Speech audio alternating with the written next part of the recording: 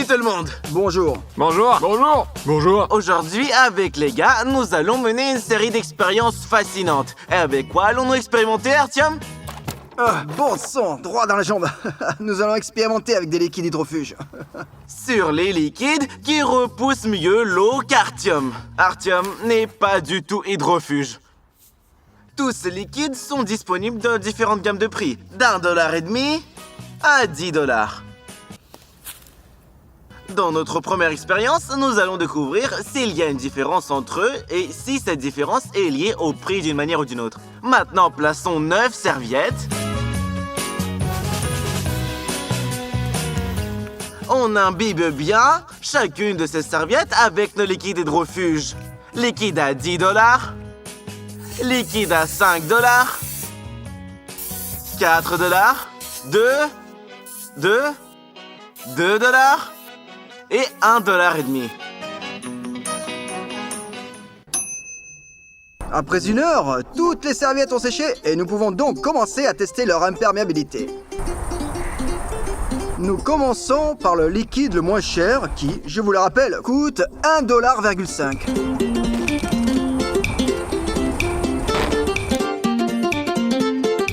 Comme vous pouvez le voir, le liquide repousse l'eau, mais pas très bien. Le liquide reste sur la serviette et elle est mouillée. Il semble que le prix du liquide d'1,50$ ne soit pas sans raison. Voyons maintenant comment fonctionne le liquide de 2,50$. Allez, barre-toi! Pourquoi ça ne se repousse pas? J'ai pulvérisé qu'une seule fois et c'est déjà trempé. Quelque chose ne semble pas tout à fait correct. Passons à la suivante.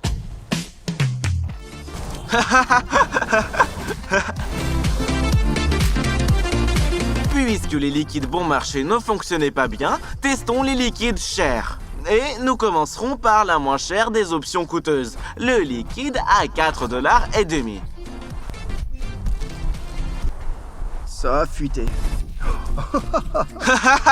Le liquide a plutôt bien résisté, ne se mouillant qu'au 3e essai. Passons maintenant au liquide à 5$. Oh! C'est de la magie! C'est quoi ce bordel? Je crois que c'est vraiment impressionnant. Ça repousse tout le liquide. Essayons encore. À mon avis, c'est presque parfait. Presque plus de gouttelettes et c'est complètement sec.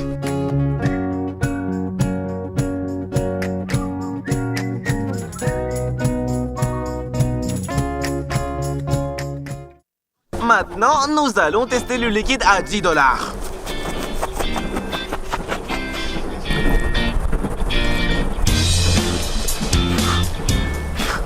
Alors, peut-être que... C'est pire.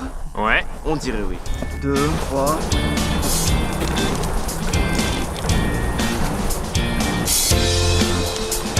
Comme vous pouvez le voir, le liquide a l'air de fonctionner. Mais comme vous pouvez le remarquer, il reste encore des gouttes. Et malheureusement, nous ne pouvons rien y faire. Bon, du coup, le liquide le plus rentable et le plus fiable est celui à 5$. Celui à 10$, on l'a déjà acheté. Bien souvent, quand il pleut dehors et que le temps est mauvais, un parapluie peut vous sauver la mise. Ou peut-être même un ampère. Mais que se passe-t-il si vous n'avez rien de tout ça du tout sous la main? Alors que faire? C'est ce qui va nous aider. On prend 2 blouses, on en imbibe complètement une et passe l'autre à Artyom. On regarde maintenant là. 1, 2, 3.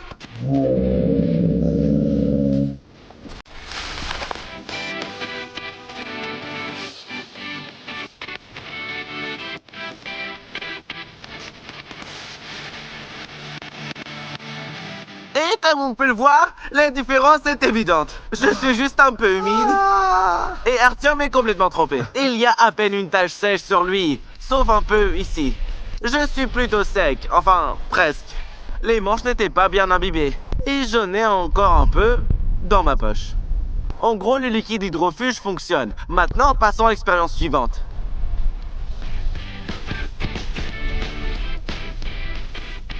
Comme vous le savez, il y a des problèmes non seulement lorsque vous nagez, mais également avec la santé, les problèmes de travail, les problèmes des études et les problèmes psychologiques à cause de vos études. Eh ben, je sais pas...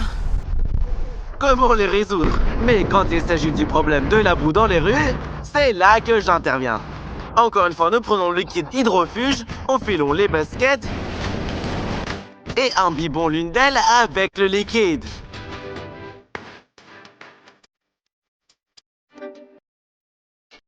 Et maintenant, regardons les différences.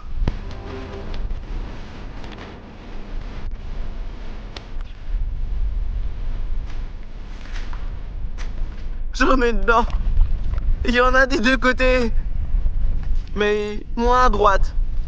Je sais pas pourquoi, mais tout ne s'est pas passé comme prévu. Tout est à l'envers. La basket qu'on a traitée avec le liquide hydrofuge s'est un peu salie, tandis que celle non traitée est restée relativement propre. Mais pour les lacets, c'est le contraire. Ici, ils sont mouillés, et ici, ils sont secs. Ok, ça repousse l'humidité, mais c'est aussi censé repousser la saleté. Faisons une deuxième tentative, avec un seul changement. Si la dernière fois nous avons attendu environ 5-10 minutes, cette fois nous attendrons 30, selon nos instructions sur la bombe aérosol. Alors, essai numéro 2. Evgeny, tu es prêt? Je suis prêt. Allons-y alors. Oh là. Ouais. Eh ben, en principe, quelque chose n'a pas fonctionné. Il y a une différence évidente ici, bien sûr. Mais honnêtement, je m'attendais à un résultat beaucoup plus significatif. Enfin, objectivement parlant, peu de gens vont marcher dans la boue de manière aussi insolente. Donc, ça marche. Maintenant, passons à l'expérience suivante. Je peux seulement ajouter que la chaussure sur laquelle nous avons pulvérisé du liquide hydrofuge reste sèche à l'intérieur. Celle que nous n'avons pas imbibée et trempée. Glou glou glou. Glou glou glou glou glou. Et alors l'autre? Celle-ci est sèche. Pas Sèche, glou glou, sèche, pas glou sèche. glou.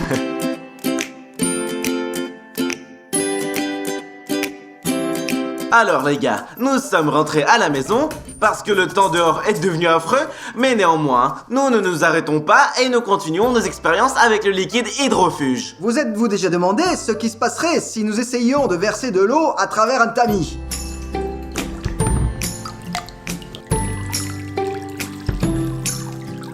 Mais le résultat changerait-il si nous vaporisons notre tamis avec le liquide hydrofuge?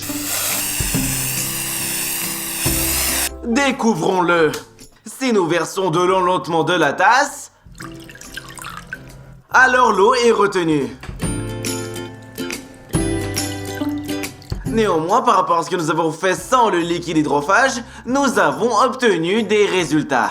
Et maintenant, sur la base de cette expérience, faisons-en une autre. Que pensez-vous les gars? Qu'est-ce qui se passe avec un iPhone si on le fait tomber dans de l'eau? C'est ce qu'on va découvrir. Seulement un des téléphones va être vaporisé avec... Quoi? Je pense que vous avez deviné. Comme vous le comprenez, le plus important est de bien vaporiser tous les trous. Bon, quelqu'un peut mettre une musique de suspense? Alors... Maintenant, nous allons savoir si notre astuce fonctionne ou non. Maintenant, nous verrons si au moins une goutte d'eau peut s'infiltrer à travers n'importe quel trou du téléphone. Nous verrons si le téléphone fonctionnera après cette expérience. Nous, Nikita, t'es con? Qu'est-ce que tu fais? Sérieux? J'ajoute du suspense. Bon, d'accord, testons tout ça. Ok, dès les premières secondes, le téléphone se met à vibrer. Contrôle vocal. Et alors, tu veux discuter? Oups, tombé. Et voilà. Donc, comme on peut le voir, le téléphone d'Artyom a déjà commencé à redémarrer et à être rempli d'eau, tout comme le mien. Sauf que le mien ne redémarre pas. Il a fait 2 fois. Le téléphone d'Artyom s'est éteint il y a environ 1 minute, mais le mien est toujours en vie. Néanmoins, essayons de le récupérer. Alors, c'est parti, il fonctionne encore les gars. Sérieusement, ça marche toujours. Presque. Mais l'écran tactile a cessé de fonctionner. Et bah, mon téléphone s'est également éteint. Ne mettez jamais votre téléphone dans des aquariums sans les asperger d'un liquide hydrofuge, hein? Sinon, votre téléphone marchera grosso modo 1 minute de moins. Mais si vous le vaporisez avec le liquide, il marchera 1 minute de plus. C'est tout. Adieu le téléphone. La seule chose qui fait plaisir, c'est que c'est une contrefaçon. Ah. Merci à tous d'avoir regardé et bonne chance à tous et à plus. Laisse le téléphone, laisse-le, on va le réparer. Elles le revendent comme un vrai.